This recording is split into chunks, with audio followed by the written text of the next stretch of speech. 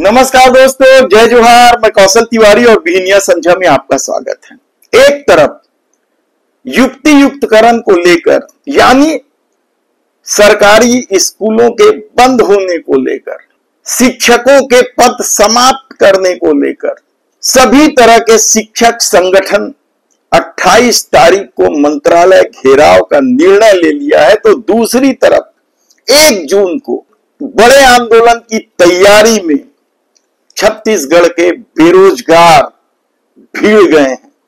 वे सरकार से दो हाथ करने के लिए जिस तरीके से दौरा कर रहे हैं, हर जिले में जा रहे हैं, हर ब्लॉक में जा रहे हैं और 1 जून को रायपुर चलो का नारे के साथ लोगों को समझा रहे हैं कि सरकार किस तरीके से खाली पदों को भर नहीं रही है।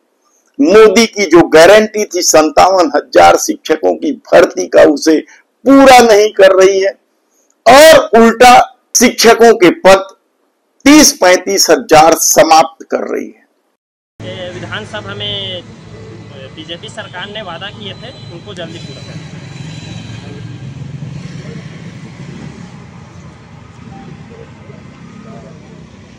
सर, जैसे युक्तिकरण होगा तो हम 1 जून से रायपुर में टूटा धरना स्थल में हम अनिश्चितकालीन हड़ताल पे बैठेंगे और जब तक युक्तिकरण काला जो कानून ला रहे हैं जब तक रद्द नहीं होगा तब तक हम अनिश्चितकालीन आंदोलन में बैठेंगे।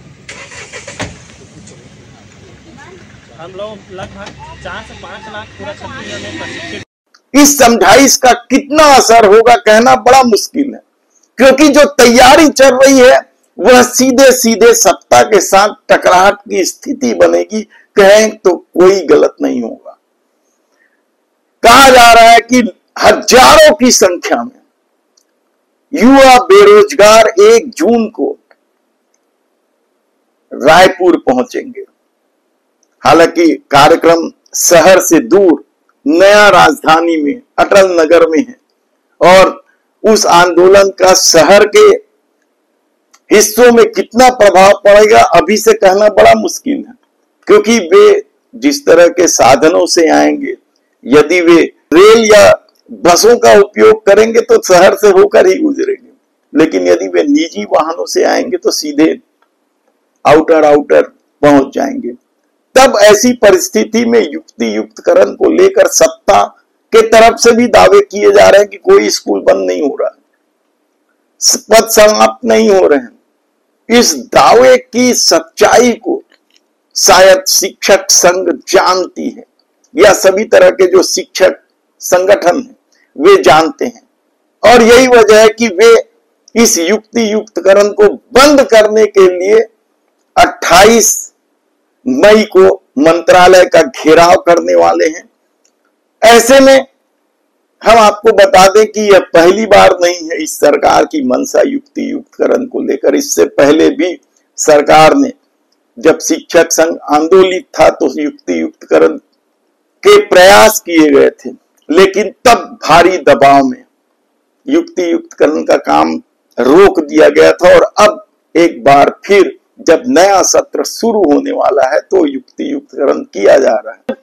इसके पहले हमने पिछले वीडियो में बताया कि किस तरीके से युक्ति युक्तकरण का प्रभाव सबसे ज्यादा आदिवासी क्षेत्रों में पड़ेगा, क्योंकि एकल स्कूल की बात हो या कम संख्या वाले स्कूलों की बात हो, आदिवासी क्षेत्रों में ही ज्यादा है। और यदि स्कूल बंद कर दिए गए तो उन बच्चों, उन गांवों के लिए समस्या खड़ी हो जाएगी जहां से 2, 5, 10, 20 बच्चे ही पढ़ते हैं।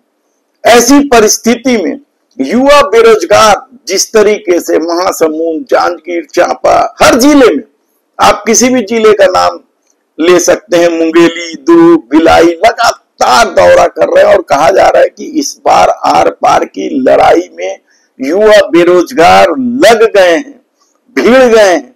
वे सीधे सीधे सरकार से लिखित में जवाब चाहते हैं कि 57,000 शिक्षकों की भर्ती किस दिनांक से शुरू होगी, क्योंकि ऐसा नहीं है कि पहली बार इस मामले को लेकर कोई मांग रख रहे हैं। इससे पहले ओपी चौधरी से भी वे मिल चुके थे, तब क्या जवाब था उसका वीडियो खूब वायरल हुआ था, यह किसी से छिपा नहीं है।